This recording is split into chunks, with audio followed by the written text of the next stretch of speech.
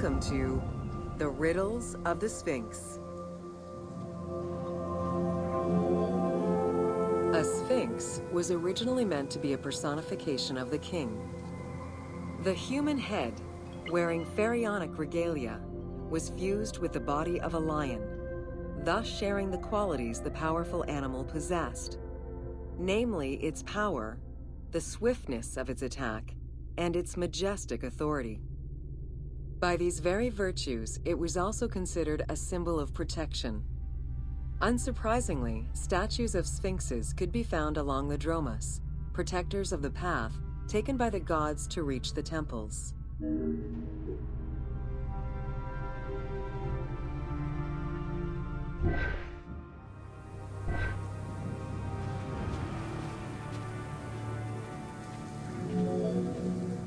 Over the centuries, enthusiasts and historians alike have wondered, who built the Sphinx? For what purpose? And who does it represent? These questions remain unanswered. Several theories do exist, however, some more credible than others. One theory supposes that Geforce chose to pay homage to his father Khufu by building the Great Sphinx of Giza. The stone temple on the eastern face of the Sphinx would have been added later on by his brother and successor, Khafre, in order to strengthen the divine worship of their father. It would be the first Egyptian temple oriented with the sun.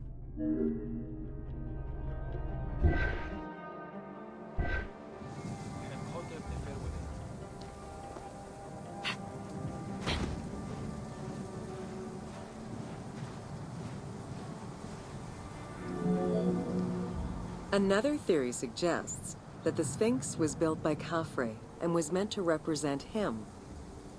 The arguments to support this hypothesis are based on the fact that the limestone beds used for the main work of the Temple of the Sphinx are geographically and architecturally similar to the Valley Temple of Khafre. Some believe that Khufu himself built the Sphinx, which was later finished under his successors, Geforce and Khafre. These arguments are based on the stylistics of the engraving, the typology of the nemes, and the absence of a beard at the time of construction.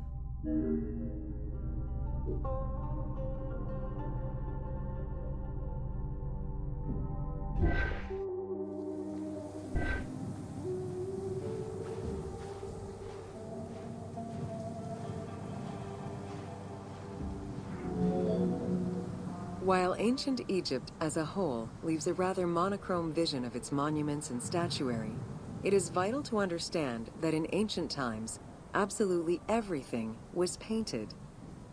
The sun, eating away at the pigments of the colors, the sand, the climate, and the implacable impact of time, unfortunately destroyed the glorious colors of the Sphinx of Giza. Documents from an Arab Egyptologist of the 12th century, Abd al-Latif al-Baghdadi, indicate that traces of red were still visible in his time. Today, however, the only color that remains are traces of red close to the ears of the Sphinx, as well as hints of blue and yellow on the nemes, traditional colors for that type of headdress. The pigments for the color red were man-made, obtained by mixing different products such as clay, quartz sand, and very finely crushed hematite.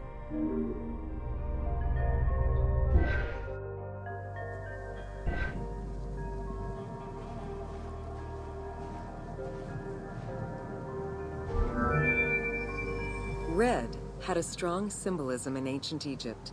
It was both the color of life and the color of death. It could represent the sands of the desert or the brilliance of the sun. Red was also associated with the god Seth, vengeful and destructive. The Egyptian word for red, deshur, is also the word which was used to signify the desert, or the royal crown of Lower Egypt. In art, red was also the color used to paint the bodies of men, while yellow was used for women. It is possible that there were also color restoration efforts during the Saite period about 600 years before Cleopatra's rule, as indicated by notes on the Inventory Stele, discovered in 1858 by Auguste Mariette. It is because of this that the team made the decision to display it with its full range of colors, even though the Sphinx's colors would have likely faded by Cleopatra's time.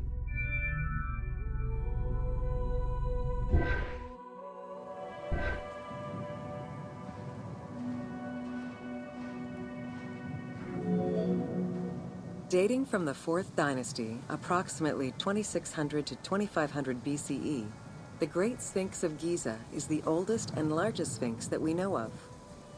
Carved from a natural limestone outcrop, the Sphinx measures 19.8 meters in height, 73.2 meters in length, and 14 meters in width.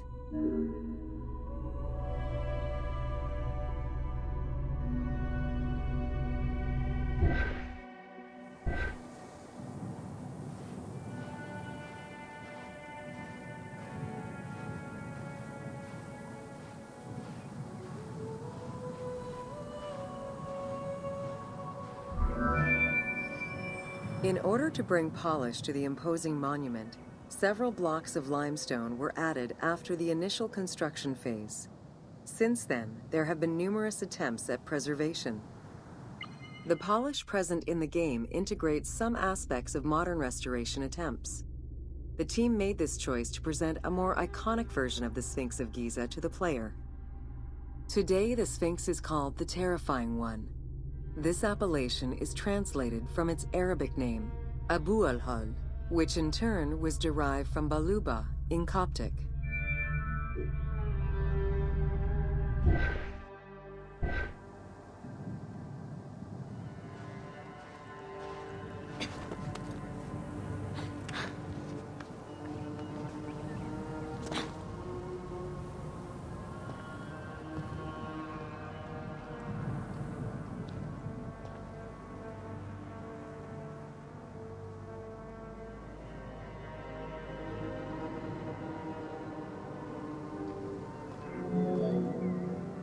The Sphinx as a whole was carved in situ from a natural stone promontory. Its head was built in a limestone peak of the Mukattam Plate, and the body was sculpted in the underlying rock layer where it is located. The degradation of the Sphinx is due in particular to wind erosion and the different quality of limestone used in its construction. The level of sodium contained in the groundwater which abuts the stone is also a contributing factor.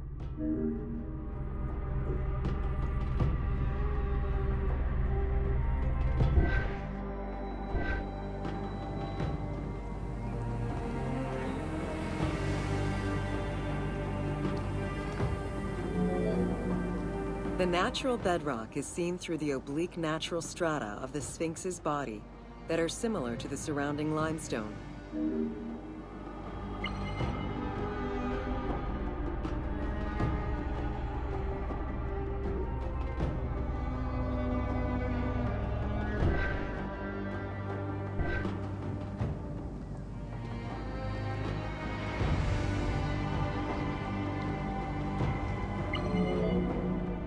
Since antiquity, people have always believed there was a hidden tomb deep within the Sphinx. It is thought that attempts to plunder the Sphinx began as far back as the First Intermediate period. Since then, numerous attempts to pierce the Sphinx's secrets have been carried out, leaving indelible scars upon the monument.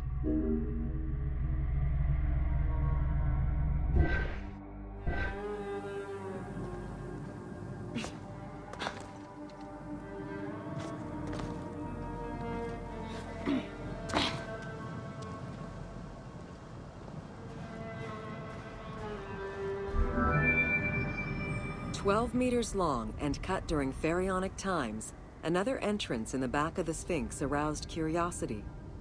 Although Thutmose IV attempted to seal it off, it was possibly reopened by treasure hunters.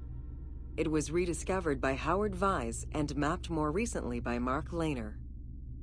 This entrance at the back of the Sphinx leads to different cavities of a few meters each, in directions going inside the statue's body and under the surface. The team has used this opportunity to extrapolate a little more.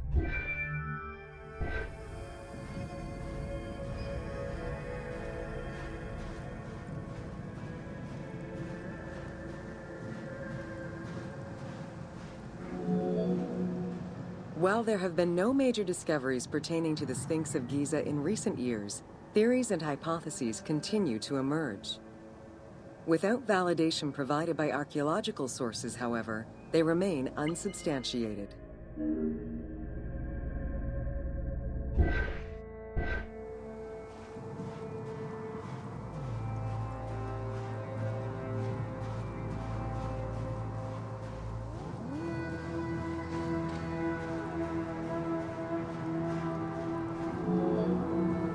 The first of the main theories as to the Sphinx of Giza's meaning posits that the Sphinx was originally a massive representation of the god Anubis.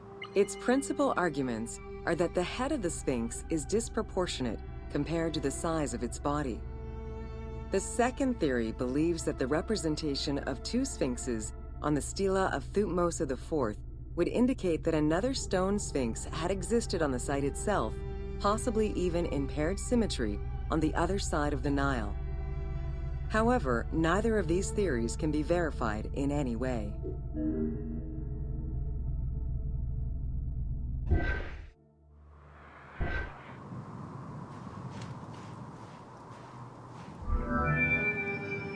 Several scientific projects using new technologies have been put in place in the past decades. The most important was led by Mark Lehner and his team, who specialize in the study and survey of the Giza Plateau, including the Sphinx site. The mapping made it possible to see the materials used to construct the Sphinx, analyze the different layers of erosion, and figure out the most fragile areas to protect. After a few attempts at giving the Sphinx artistic proportions, the team instead decided to use photogrammetry mapping to faithfully reproduce the proportions of the Sphinx.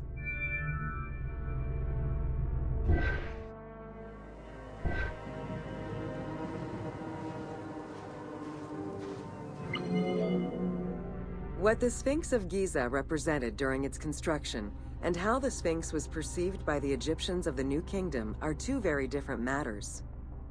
Originally a representation of the king imbued with the power of the lion, the Sphinx was eventually viewed as a direct representation of the most divine. It is theorized that kings of the New Kingdom believed that the Sphinx of Giza was the one who recognized and legitimized the ruler of Egypt. Thus, despite the fact the Sphinx of Giza was partially buried under the sand during his reign, Amenhotep II knew that the monument was of great importance.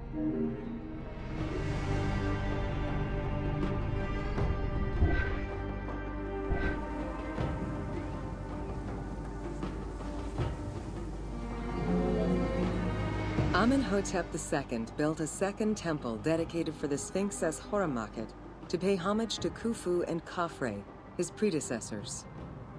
It became a common habit for this dynasty to spend time with their royal courts at the Sphinx. Its sanctuary became known as Setepet, the Chosen.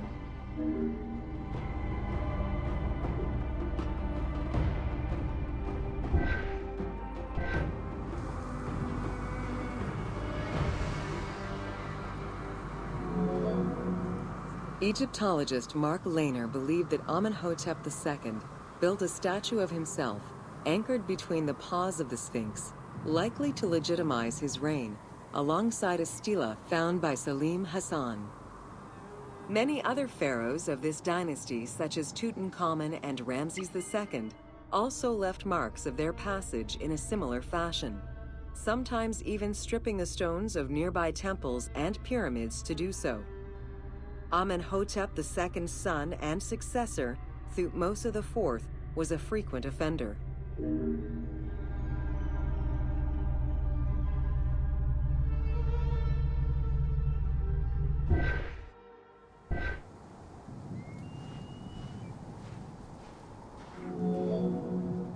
While sleeping between the Sphinx's paws, the future Thutmose IV saw in a dream the god Horemakhet proclaiming his coming accession on the throne of the two lands. This was, of course, on the condition that he remove all of the sand covering the Sphinx, which stood guard as the personification of the god, and should thus never be engulfed by the sands of the desert.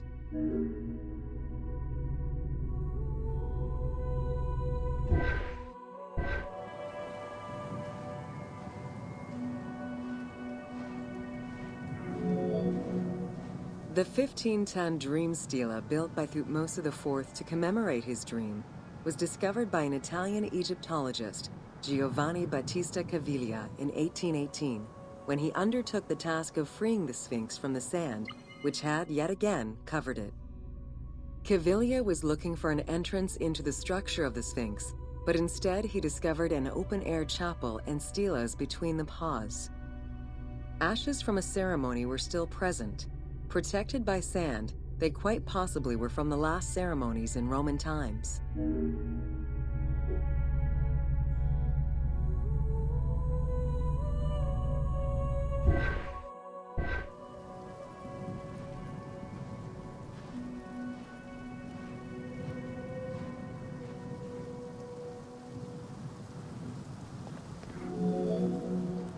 That same year, Caviglia discovered fragments of the Sphinx's beard that had probably been added during the New Kingdom. If many of these pieces are held by museums in Cairo, a fragment is displayed at the British Museum, along with a piece of the uraeus that was on the Sphinx's headdress. It is believed this fragment of beard was possibly kept in place thanks to the statue of Amenhotep II, which was supposed to be located under the head of the Sphinx.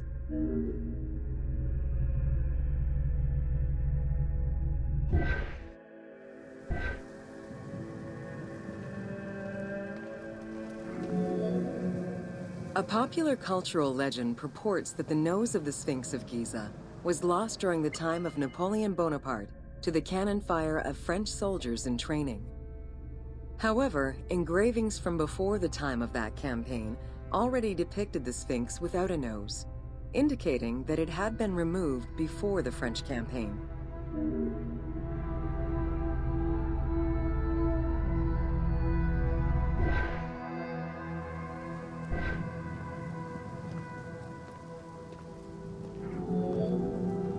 The most plausible hypothesis is based on the research of the German historian Ulrich Harman. During the 1980s, Harman compiled medieval sources written by Arab authors. In doing so, he discovered that the Sphinx was once perceived as a favorable omen, a deity supporting sediment-nurturing floods and crops. Around 1378, a Sufi by the name of Muhammad Sa'im al-Dar could not stand this vision of the monument, and in an iconoclastic act broke the nose of the Sphinx. According to the texts, he was then hanged and burned between the legs of the Sphinx for his crime.